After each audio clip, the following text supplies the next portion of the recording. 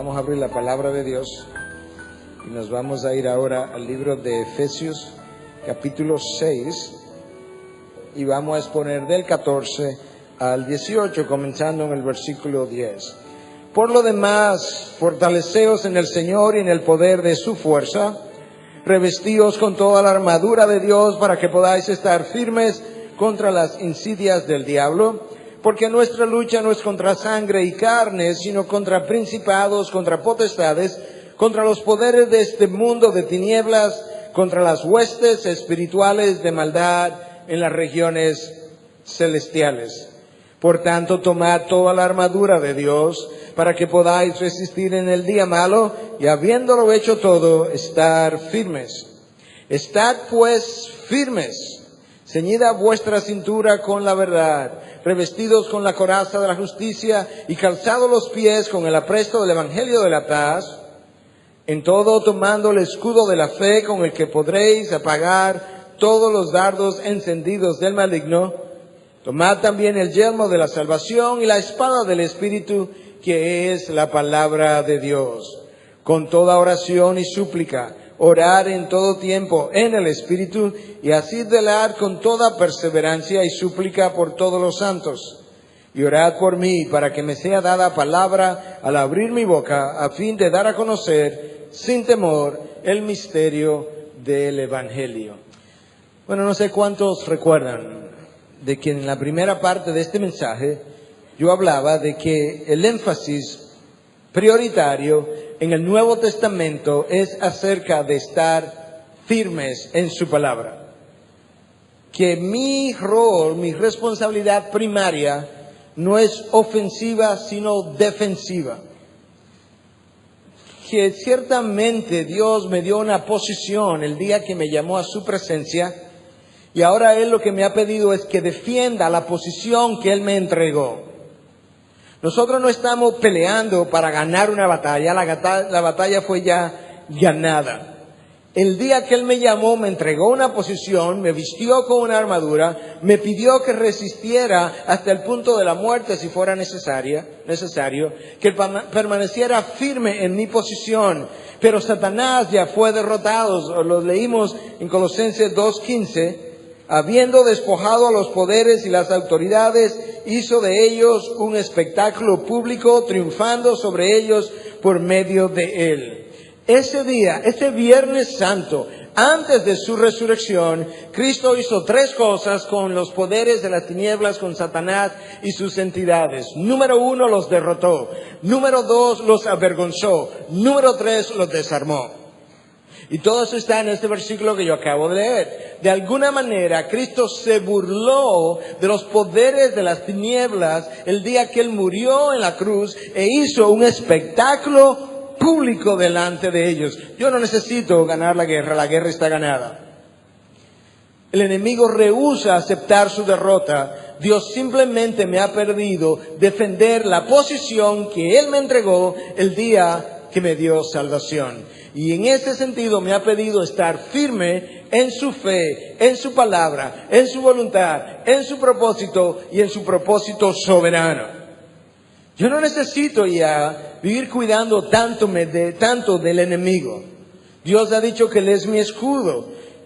Yo he dicho ya 2 o 3 veces en esta mañana que no sé cuántos de nosotros nos percatamos de qué forma tan clara Dios nos ha dejado dicho que Él se encarga de mi protección. Y no solamente de la protección de lo que pudiera ocurrir a mi alrededor, Él se encarga de la protección mía contra el maligno. Escúchalo de esta manera, 2 Tesalonicenses 3:3. Pero fiel es el Señor, quien os fortalecerá y protegerá del maligno. Dios dice en un solo versículo, no solamente que Él está comprometido con fortalecer mi vida de fe, Él está comprometido con protegerme nada más y nada menos que del maligno mismo. Quizás esa es la razón por la que cuando los discípulos le preguntaron, Maestro, enséñanos a orar porque no sabemos, Él limitó su guerra espiritual a líbranos del maligno. Porque esa labor es de Él. Yo no puedo luchar contra un enemigo que es mayor que yo, más poderoso, más numeroso y que es invisible, a que yo no sé ni de dónde viene, por dónde va, ni cómo viene, ni cómo quiere atacarme. Si Él no hace ese trabajo por mí, el chance de yo poder ganar esta lucha es mínimo. Ayer mismo, al final de una conferencia para un grupo de pastores, alguien me hacía una pregunta y decía, yo quiero hacerle una pregunta, si usted tiene un hijo de 5, 4, 6, 7 años, no importa, y usted ve a un enemigo acercarse, usted me va a decir que usted va a permitir que el enemigo lo ataque y no va a hacer nada porque esa es su responsabilidad defenderse, o usted va a brincar de donde está, va a correr y se va a meter entre el enemigo y su hijo para socorrerlo y protegerlo. Eso es mi Dios cuando ve el enemigo que viene en mi contra. Y esa es la razón por la que Dios le dice a Josué, en Josué 23:10, un solo hombre de vosotros hace huir a 1000, porque el Señor vuestro Dios es quien pelea por vosotros. Dios tiene un interés en verme triunfar sobre Satanás. Dios vio a Satanás triunfar sobre Adán, mi representante. Dios envió a su Hijo para revertir todo el proceso, para destruir las obras del diablo, y ahora Él tiene un interés personal que Él cuida de manera extraordinaria en ver cómo Él revierte el proceso y verme a mí triunfar sobre mi enemigo. Y por eso es que Dios tiene todo su carácter invertido en esta guerra.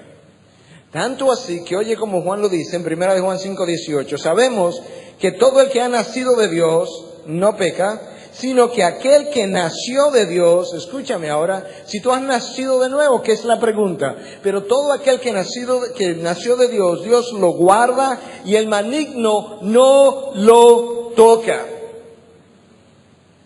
Ahora, yo puedo creer eso, o yo puedo creer todas las corrientes que andan por ahí diciendo lo contrario.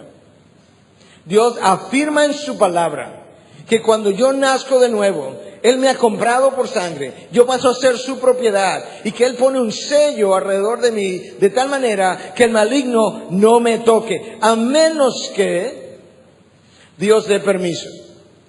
Pero Dios da permiso para que eso ocurra en uno de dos casos. O cuando Él está haciendo un trabajo extraordinario en mí, como fue el caso de Job, o como fue el caso de Pablo, donde Él permitió que este mensajero de Satanás lo abofeteara para que no se exaltara de sus revelaciones, en cuyo caso Satanás no es más que el puppet, el instrumento en las manos de Dios para Dios hacer su trabajo. O Dios lo permite cuando yo, habiendo nacido de nuevo, he andado en desobediencia, y Dios permite que Satanás me toque precisamente para que yo escarmiente y no vuelva a repetir la desobediencia en la cual yo he incurrido. Eso lo hago a manera de puente entre un mensaje y otro, de conexión y de sellar mejor nuestro entendimiento acerca de cómo se da esta guerra espiritual. Pero ahora yo quiero que pasemos al texto de hoy, donde se nos describen los instrumentos, las piezas de la armadura y las armas que Dios nos ha entregado. Y para yo entender esto, yo necesito hacer dos cosas. En primer lugar, yo necesito remontarme al primer siglo y pensar como alguien que está leyendo esta carta de Pablo en ese contexto. Pablo lo único que hace es tomar ilustraciones para luego usar metáforas que ellos puedan extraer a partir de las ilustraciones lecciones, enseñanzas espirituales. Él habla de una carrera porque él conocía de los Juegos Olímpicos. Él habla de atletas porque él conocía de los Juegos Olímpicos de Griega, los Juegos Olímpicos de Corinto. Él conocía de todo eso y ellos estaban familiarizados con esos eventos. Ahora él sabe que ellos también están familiarizados con el soldado romano que ocupaban toda esa área, que tenía una vestidura, y él quiere que, conociendo ellos cómo ellos usaban la vestidura, puedan obtener lecciones espirituales para su vida. En segundo lugar, yo necesito entonces identificar las armas o las piezas de la armadura. Y en el texto que yo leí, nosotros leímos acerca de un cinturón, leímos de una coraza, de calzados, de un escudo, de un yelmo o casco y de una espada. 6 cosas. Y yo quiero que la veamos, quizás no en el mismo orden, pero que la veamos una por una. El texto comienza hablándonos de que yo necesito ceñirme la cintura con la verdad. Esta armadura tenía un cinturón que variaba de tamaño, de anchura, pero la función del cinturón era la misma. El soldado romano en esa época tenía túnicas muy largas y esas túnicas entonces muchas veces los hacían tropezar. Y antes del combate, antes de la batalla, ellos se subían la túnica y por detrás del cinturón metían la túnica precisamente para que no se le enredara en los pies. Esta pieza, el cinturón, era clave.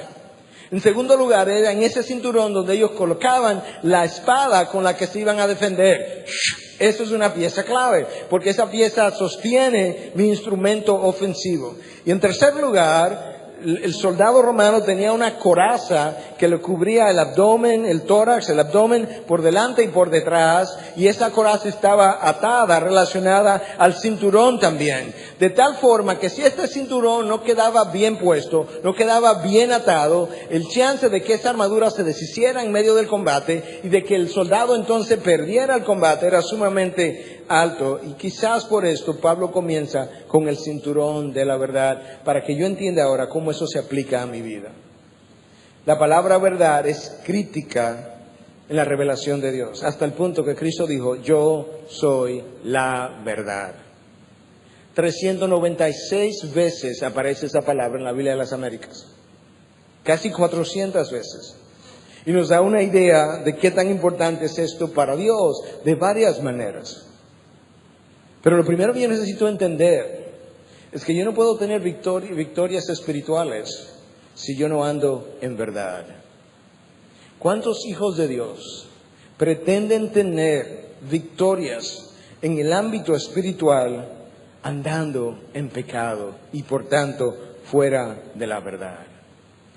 Y la razón por la que muchas veces eso continúa por años es porque siempre y cuando yo pueda arreglármelas para que mi pecado no se descubra, yo no sea expuesto, yo no pase vergüenza, no me importa cometerlo.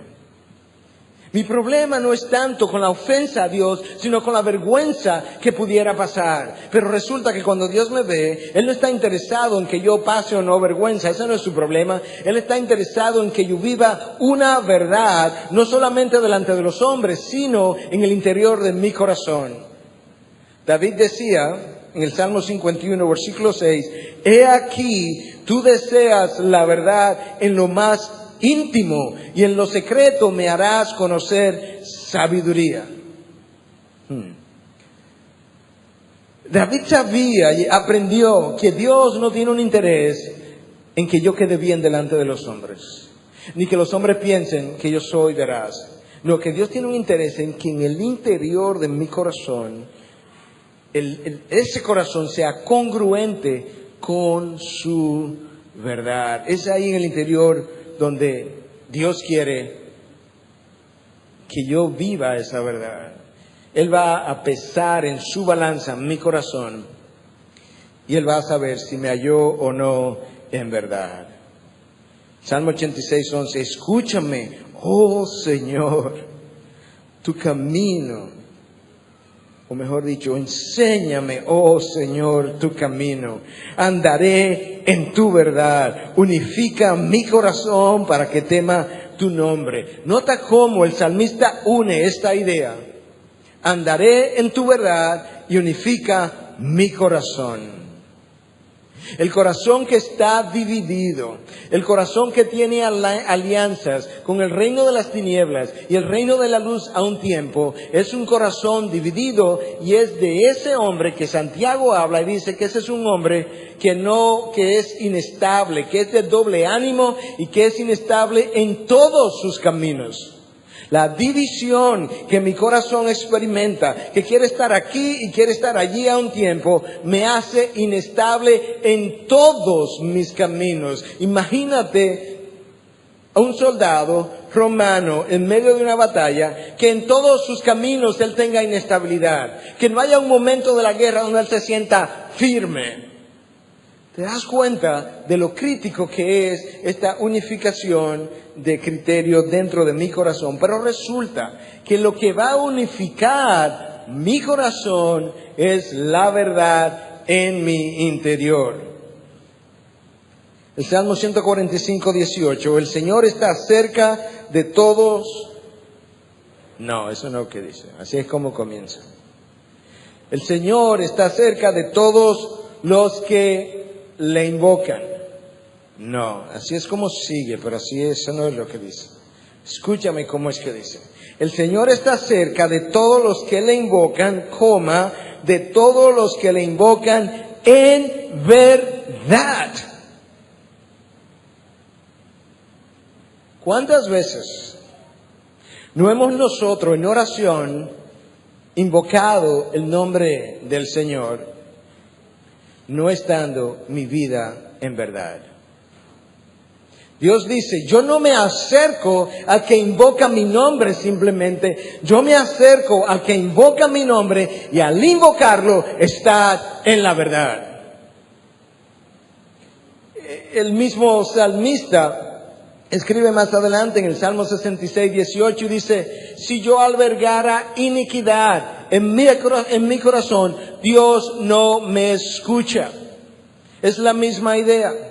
Cuando yo invoco el nombre de Dios y no estoy en su verdad porque estoy en pecado, Dios no está cerca de mí, aunque invoque su nombre. Cuando yo oro, estando yo en pecado, Dios no escucha mi corazón, aunque yo haya hecho esa oración en su nombre. Es lo mismo orar como no orar cuando yo estoy en pecado, a menos que mi oración sea uno de arrepentimiento. ¿Te das cuenta de lo crítico que es este cinturón? De lo vital que es para la armadura, para sostener todo lo que van a ser mis instrumentos defensivos a la hora de la lucha. El problema es que cuando no estoy en verdad, yo me he identificado, pero no con Dios. Yo me he identificado con el padre de mentiras. Juan lo identifica claramente en el capítulo 8, versículo 44, soy de vuestro padre el diablo y queréis hacer los deseos de vuestro padre. Él fue un homicida desde el principio y no se ha mantenido en la verdad. Escucha esto, no se ha mantenido en la verdad porque no hay verdad en él. No hay nada que Satanás pueda hacer, decir, representar, que sea veraz, que sea verídico. Él es mentiroso por naturaleza. Cuando habla mentira, habla de su propia naturaleza, porque es mentiroso y el padre de la mentira. La palabra padre, una vez más, en el hebreo, implica origen, originador, que le ha dado inicio. Y Satanás es el originador de las mentiras en nuestras vidas. Ahora, yo creo que es importante, antes de salir de este concepto del cinturón de la verdad, que nosotros reconozcamos que en este cinturón de la verdad está colocada, o iba colocada, la espada de la verdad. Esas dos cosas estaban íntimamente relacionadas. Y la espada del Espíritu, o la espada de la verdad, es precisamente su palabra.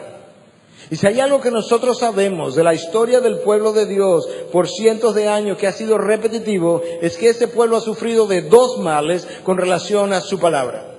El primero de esos dos males es falta de conocimiento. Mi pueblo perece por falta de conocimiento, Oseas 4:6.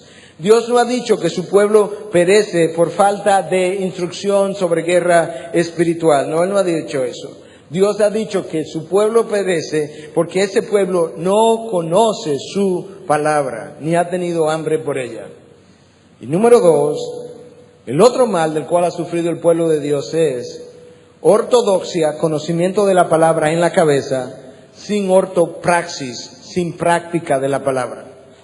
Conocimiento sin práctica. Y Santiago conoce lo crítico que es esta disociación entre una cosa y la otra. Cuando él comienza a llamar la atención en Santiago 1, versículo 22 en adelante, dice, sed hacedores de la palabra y no solamente oidores que se engañan a sí mismos. Vamos a pausar un momento. Santiago dice que cuando yo oigo la palabra o la leo y no la pongo en práctica, lo único que estoy haciendo es autoengañándome. Y la manera como me autoengaño es que yo creo que porque la leí, que porque la oí e incluso porque la haya recordado, que con eso ya yo complací a Dios y me quedo con un sentido de, oh, no, yo estoy aprendiendo mucho. No, imagínate, yo hasta fui al seminario, fui al instituto, ya yo me gradué. Mira todo lo que yo sé. Y Santiago dice, eso no es como se nos examina en el reino de los cielos. Porque si alguno es oidor de la palabra y no hacedor, ahí está el examen, es semejante a un hombre que mira su rostro natural en un espejo, pues después de mirarse a sí mismo e irse, inmediatamente se olvida de qué clase de persona es. Leo la palabra, leo acerca del pecado que sea, mi orgullo, mi mentira, mi avaricia, mi envidia, mi celo, vanagloria, lo que usted quiera. Wow, sí, la verdad que uno es pecaminoso, sí. Hola, ¿cómo tú estás? Mas nunca vuelvo a pensar en eso. Oigo el sermón, sí, ese sermón me dio duro. Duro. Bajamos la escalera, oh, fulano, ¿cómo tú estás? Vamos a comer pizza, nos vamos. Y más nunca yo vuelvo a pensar en el golpe tan duro que yo dije que me dieron. Y yo pienso que como lo oí y admití que me dieron duro, que ya el trabajo está hecho. Y Dios dice, no, eso es un oidor. Vamos a ver ahora, del lunes en adelante, quiénes son los hacedores de lo que oyeron. Oye cómo Santiago continúa. Pero el que mira atentamente a la ley perfecta, no el que lee la ley, el que la mira atentamente.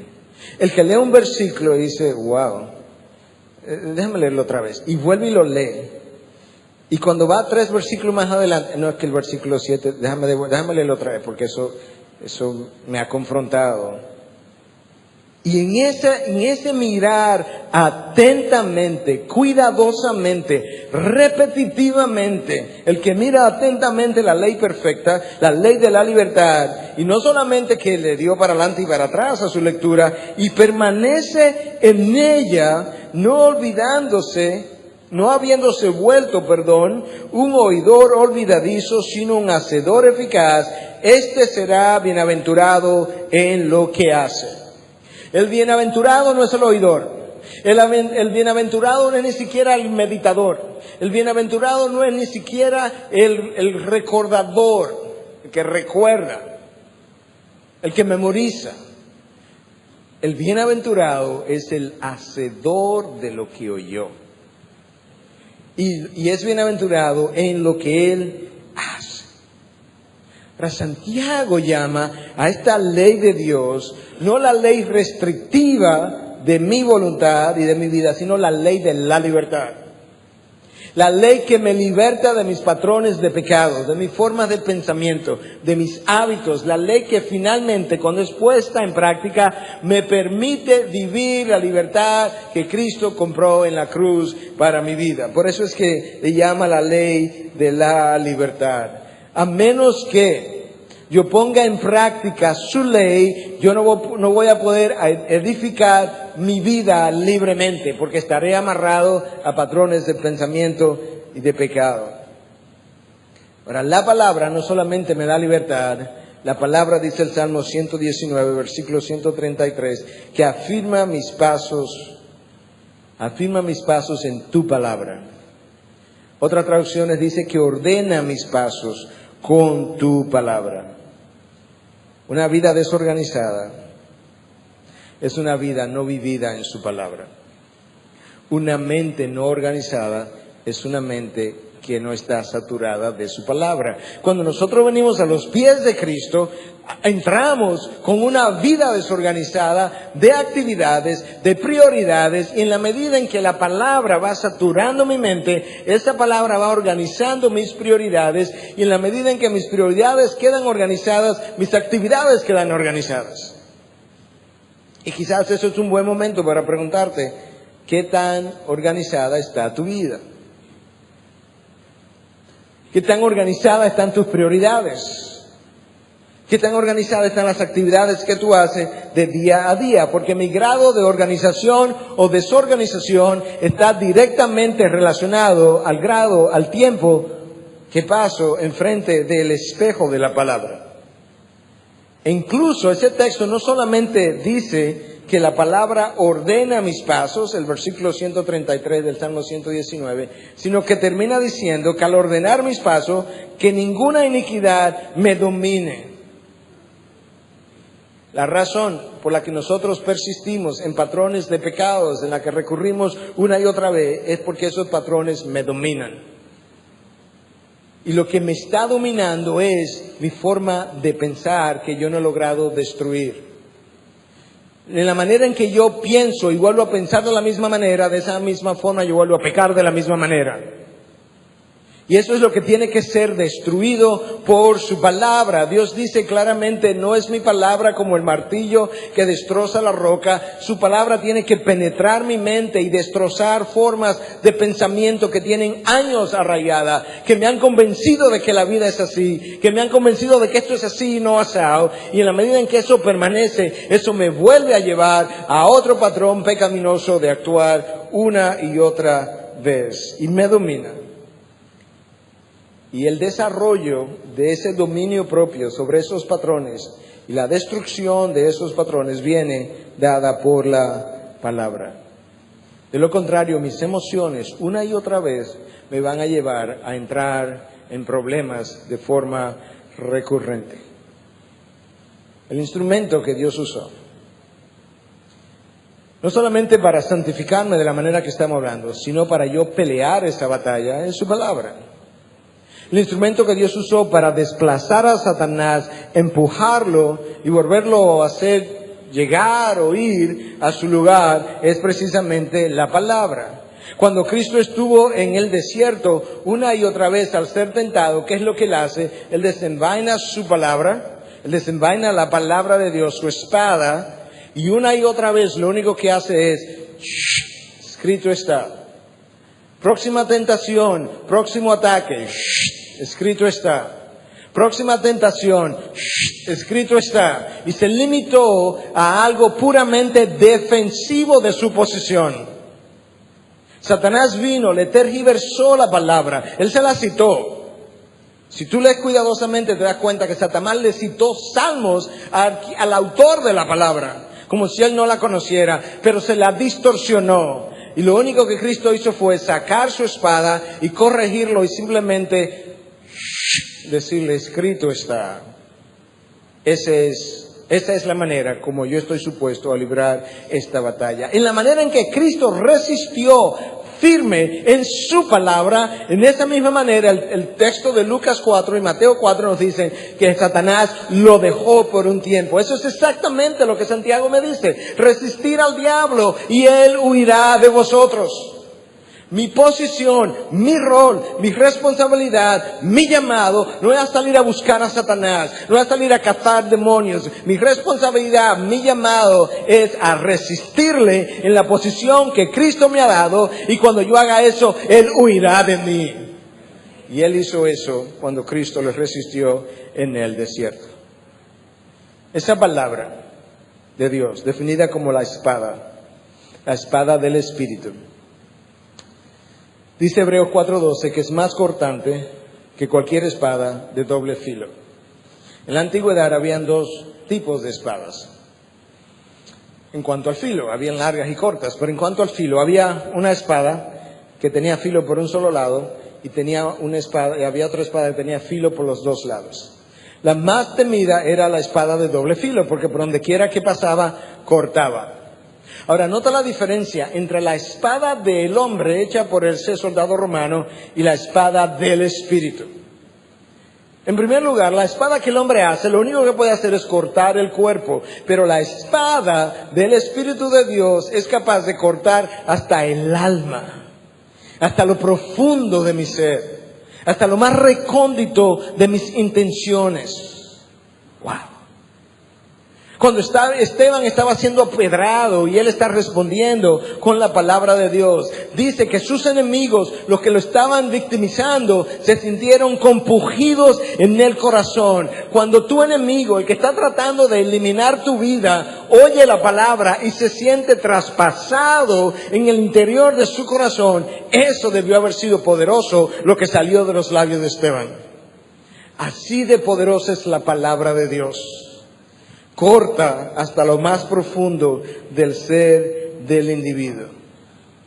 Ahora, la espada romana, mientras más la usaba, era como un cuchillo, más se embotaba. La espada de Dios, mientras más tú la usas, más se afila y más corta. Ahora, nota algo más. Esta espada, la que hacía el soldado, era para ser usada por el hombre. Esta espada que Dios me da, el día que Él me salvó, no me la entregaron después, ese día me la entregaron. Esta espada es llamada la espada del Espíritu, no es mi espada. No es la espada del hombre, no es la espada del pastor, es la espada del Espíritu con E mayúscula. Y la espada del Espíritu es para ser manejada por el Espíritu el día que yo decida aplicarla. Y esa es la razón por la que Dios, cuando le habla a Zorobabel, esa es la persona que regresa con el primer remanente de Babilonia y que pasa a ser gobernador de ese remanente en Jerusalén. Dios le dice a Zorobabel en Zacarías 4:6, no por el poder ni por la fuerza, sino por mi espíritu. Ahora escucho, porque ahí es donde está el problema. La mayoría de nosotros queremos ganar la mayoría de nuestras batallas con nuestras armas y no con la espada del Espíritu, no con las armas de Dios. Nosotros sabemos desenvainar por la espada equivocada. Nos parecemos a Pedro en el jardín, airado.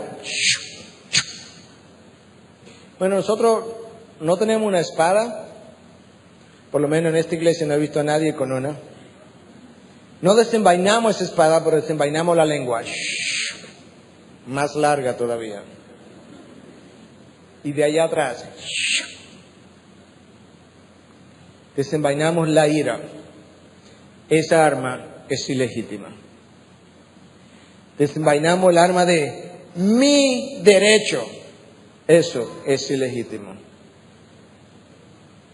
Es mi posición. Eso puede ser verdad, pero es ilegítimo. Bueno, pero es que tenemos que enseñarle y tenemos que ponerlo en su lugar. Lo puede poner en todos los lugares que quiera, pero es ilegítimo. No es por la fuerza, no es por el poder, es por mi espíritu. Tengo que arrodillarme y pedirle a Dios que por la convicción y el poder que está en su palabra y en su espíritu, Él puede hacer lo que solamente Él puede hacer. Mis mejores batallas se libran de rodillas. Mis peores batallas se libran con mis puños y mis pies. Por su espíritu. La verdad es su palabra. Esa palabra es clave. En el hebreo la palabra es tam, que implica completo, íntegro, sin cuarteaduras. En el griego la palabra es aletheia, que implica simplemente eso, ser veraz. De manera que cuando alguien es veraz, en el sentido hebreo, es alguien que no tiene cuarteaduras y su vida no es perfecta. Nadie es perfecto excepto Cristo. Pero su vida está siendo vivida en congruencia con la palabra de Dios. Y eso es exactamente lo que Dios quiere. Y esa vida vivida de esta manera congruente es tan poderosa que no solamente los creyentes notan la persona que vive en integridad de corazón, sino que los incrédulos lo ven y dicen, wow, y se espantan. Oye lo que dicen estos fariseos, enemigos de Cristo, que quieren agarrarlo en una trampa. Y vienen y Mateo 12:14 nos refiere y dice, cuando ellos llegaron le dijeron, maestro, sabemos que eres veraz y que no buscas el favor de nadie, porque eres imparcial y enseñas el camino de Dios con verdad. Eso es extraordinario.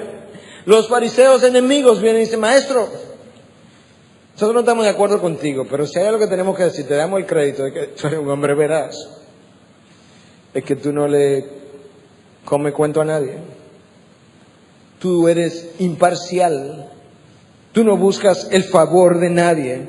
Ellos habían notado que este hombre era congruente con lo que decía. La vida vivida en integridad es una vida sumamente poderosa, es una vida íntegra que Dios reconoce. Y una vez más, andar en integridad no es andar en perfección, eso no existe aquí de este lado de la gloria.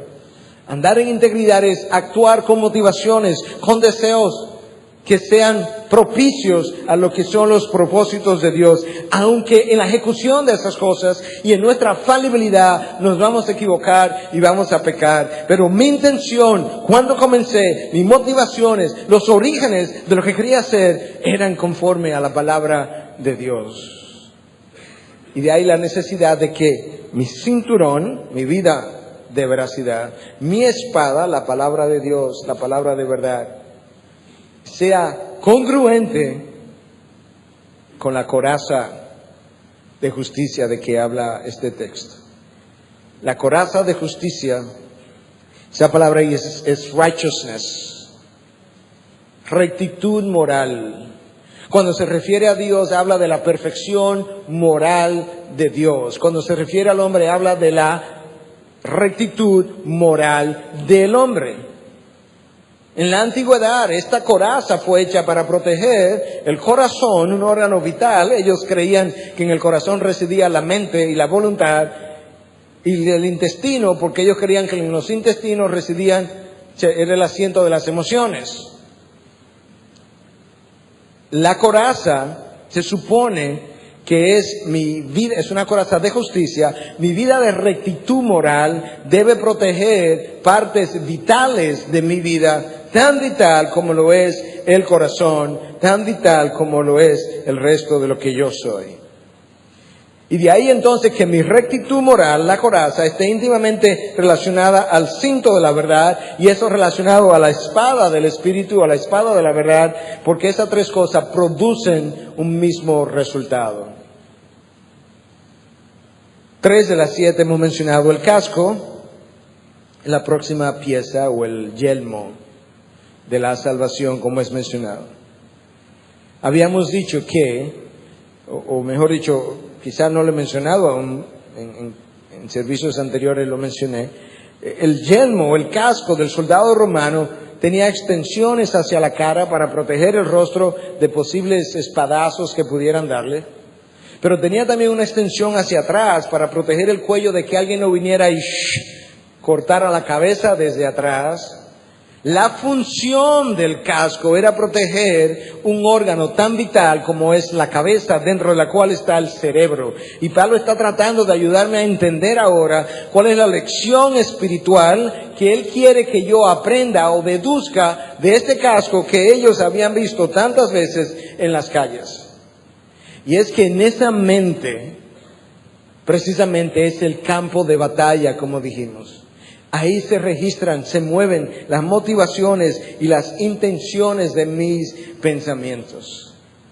La estrategia más simple, más sencilla que pudiera describirse de cómo mantener ese campo de batalla ganado y de cómo nosotros no sucumbir fácilmente a los ataques, está definido por Pablo en un solo versículo en su carta a los Filipenses, en 4:8, cuando él dice: por lo demás, hermano, todo lo que es verdadero, todo lo digno, todo lo justo, todo lo puro, todo lo amable, todo lo honorable, si hay alguna virtud o algo que merece elogio, en esto meditad.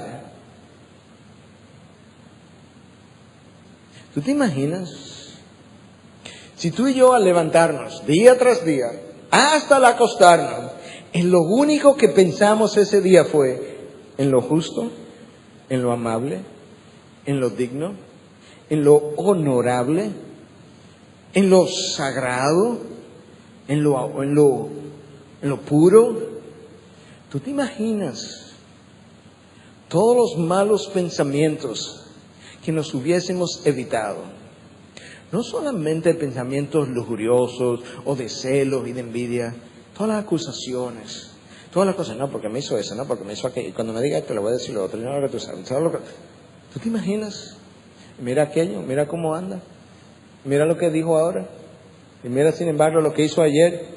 ¿Tú te imaginas todo eso que nosotros no hubiéramos evitado y que lo único que hubiese estado saturando ese campo de batalla era aquello que honra y es digno de Dios? El texto siguiente, el verso siguiente a Filipenses 4:8 es 4:9, obviamente, y dice entonces que cuando yo pienso de esa manera, el Dios de paz estará con vosotros. Muchas veces esa mente, campo de batalla, no ha estado en paz. ¿Sabe por qué? Porque el Dios de paz no ha estado conmigo. ¿Y por qué no ha estado conmigo? Porque mi mente no ha estado en todo lo bueno, en todo lo justo, en todo lo amable, todo lo puro, todo lo digno. No ha estado pensando en esas cosas, sino en todas las demás especulaciones y elucubraciones que nosotros hacemos. Y eso entonces contamina el órgano vital de la batalla, que es mi mente. Y ahí yo tengo una derrota segura. Nosotros vivimos, yo no sé si usted ha estado ahí, yo sé que yo he estado ahí, cada vez menos, pero yo he estado ahí.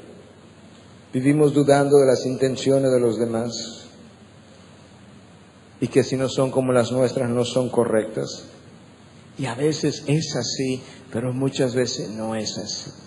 Eso no es digno, eso no es puro, eso no es justo, eso no es amable, eso no es honorable. Ahí no hay ninguna virtud. En estas cosas no pensad. Las que no son así. ¿Queremos saber cómo somos? Yo oí una vez de alguien decir, si tú quieres saber cómo tú eres, lleva una grabadora, graba todas tus conversaciones por 30 días y después óyelas de nuevo. Y sabes una cosa, eso no me va a decir cómo yo soy. Porque yo muchas veces solamente hablo lo que yo creo que el otro puede tolerar oírme. No, la manera como yo sé cómo yo soy es si yo analizo mis pensamientos, no mis palabras. Oye, como Proverbios 23:7 lo dice, pues como piensa dentro de sí, así es él. Wow. Dios dice, mira, si tú quieres ayuda de un pastor, de un psicólogo, de un terapeuta, él te puede ayudar a resolver estas cosas por mi palabra. Pero si quieres el diagnóstico, no tienes que ir donde nadie. Coge un papel, coge un lápiz y comienza a anotar en las cosas en que tú has estado pensando en los últimos 7 días. Y luego tú dices, así soy yo. Wow. Yo puedo pensar, mis pensamientos son lujuriosos o yo soy una persona recatada.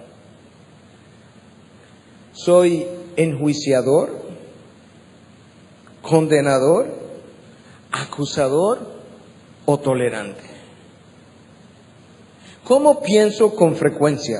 ¿Como una persona con autojusticia, self-righteous, orgulloso o humilde?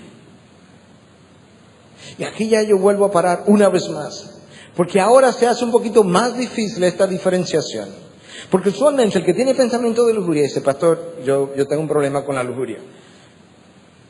Pero el que tiene problema de orgullo, frecuentemente su orgullo no le permite ver el orgullo. Y viene y nos dice, pastor, yo sé que yo soy una persona humilde. Con lo cual yo acabo de aprender que no lo es. Yo soy condenador o compasivo. Yo soy rencoroso o perdonador. Frecuentemente mi mente está en patrones de perdón o en patrones de rencor y de condenación. Mi mente frecuentemente está en avaricia, todo lo que consigo lo quiero guardar, o es un pensamiento dadivoso? Me gusta encontrar cosas en mi closet que, ay, mira qué bueno para regalárselo a fulano. Me gusta tener dinero para regalar. Ah, mira, esto extra que me entró, lo regalo. Oh, por el contrario, ay, qué bueno que esto me entró extra, el bolsillo. Y esto que me entró extra al otro bolsillo. Y esto que me entró extra el próximo mes a este bolsillo. Y el otro mes a este otro bolsillo. Y me quedan 2 más, pero tengo más pantalones con más bolsillos que puedo seguir llenando. Tal como él piensa, así él es. ¿Disciplinado o permisivo con mis patrones de conducta? ¿Dado a los placeres, a la comodidad, a la buena vida? Tú sabes cómo es. Cógelo suave. Don't worry, be happy. O dominio propio. ¿Cómo yo soy? ¿Cómo yo pienso?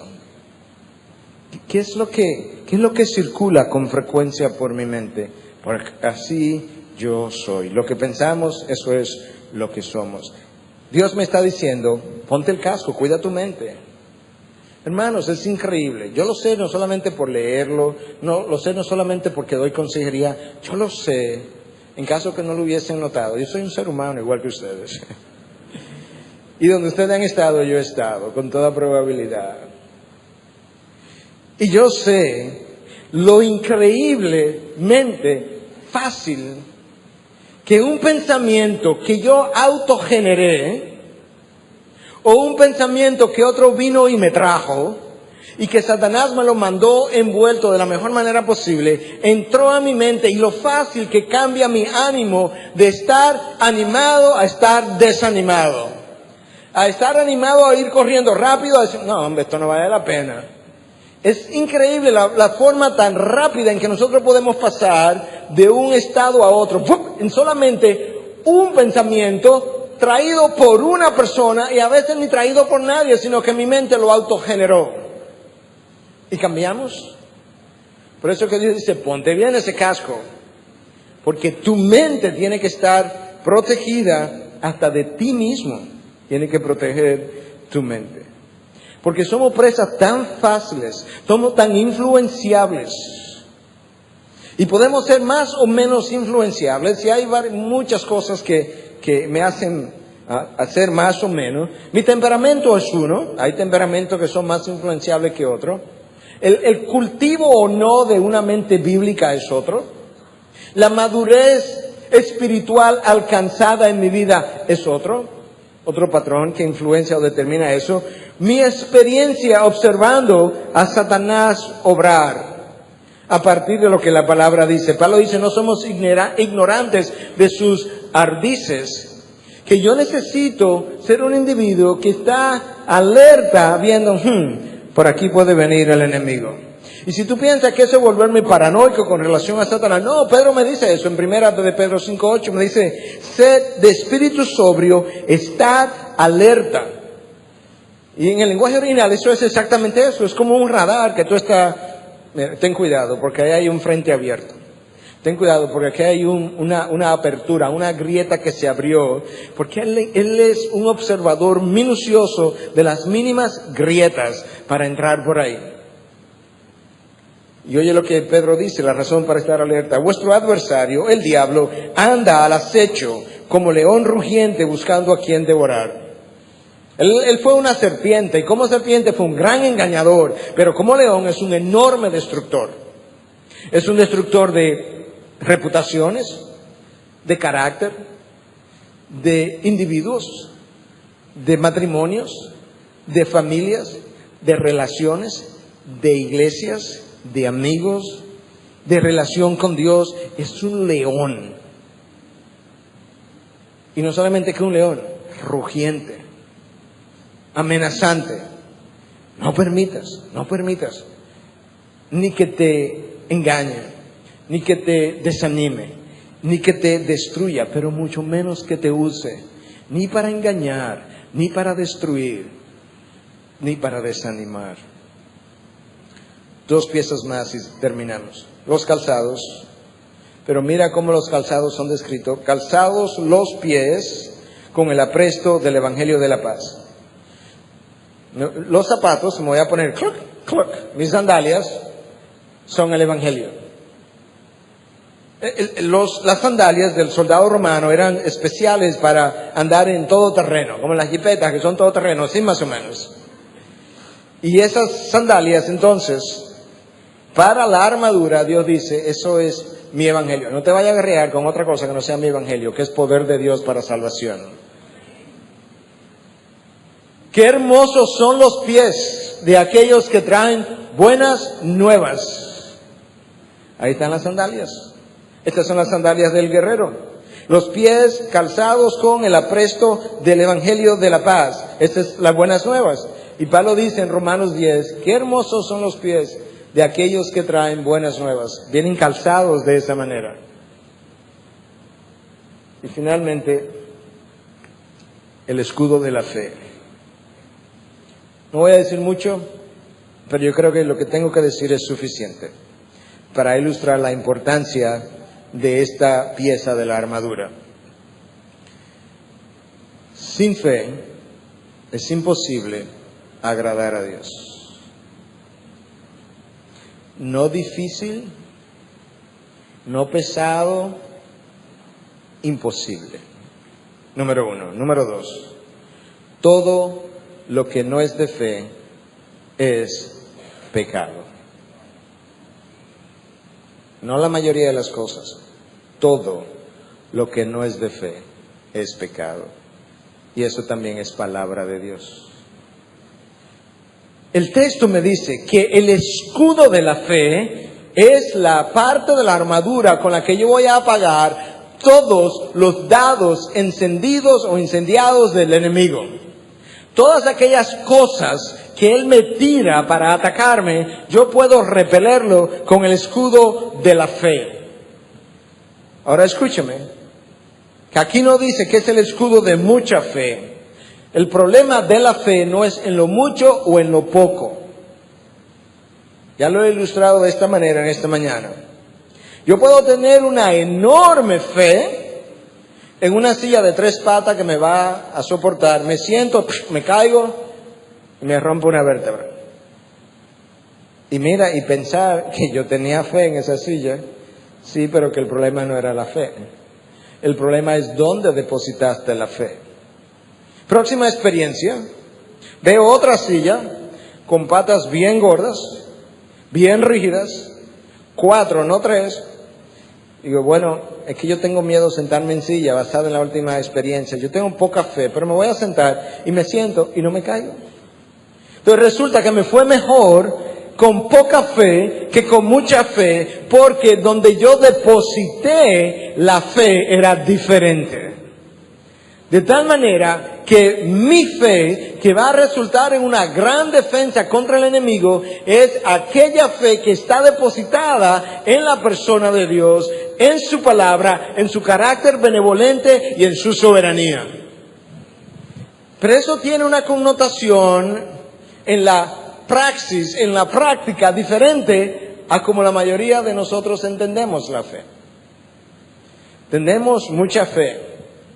Mira, y el médico, ¿qué te dijo de los laboratorios? No, yo tengo mucha fe en que todo va a salir bien. ¿Ok? Eso fue el sábado. Lunes, todo en el consultorio. Doctor, ¿y los análisis? Bueno, yo tengo que decirle que lamentablemente la tomografía enseñó un tumor. Oh, tú me dijiste que tenía mucha fe. El sábado, ¿qué fue lo que tenías entonces? No, tenías optimismo. Eso no es fe.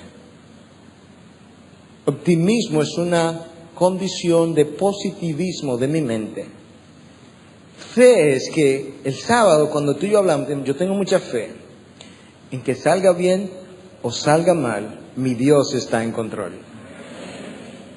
Y que no importa lo que ocurra, yo estaré confiado. Decimos que tenemos fe hasta que nos montamos en el avión. Y entonces, estamos en el aeropuerto, tranquilo. Y tú estás tranquilo, sí, yo tengo mucha fe. American Airlines, última llamada de su vuelo. Ay, dame la mano, ven, tengo unos nervios, me siento en el avión. Mira, y este avión lo habrían chequeado bien. Yo estaba viendo que la turbina ahí no la chequeó, yo no sé, tenía un problema ahorita. Entonces, el piloto habla y dice, pasajeros, ciertamente estuvimos detenidos, pero le garantizamos que el avión tiene el chequeo de todos los instrumentos, toda nuestra computadora, han dado los resultados. Ay, gracias a Dios, bendito sea Dios. No, tu fe estaba en los técnicos, en las computadoras, en el piloto que habló, porque cuando ese avión despegue y la turbulencia llegue, yo te lo dije, eso no lo chequearon bien y ahora... Yo creía que tú tenías fe. Fe, que no es pecado, todo lo que no es pecado, todo lo que no es de fe es pecado. La fe que no ofende a Dios es la fe que dice, bueno, mi Dios es soberano. Si Él entiende que yo no debo salir en este avión no lo van a arreglar. Y si Él entiende que yo debo llegar, aunque no lo arreglen, yo voy a llegar. Y si se cae,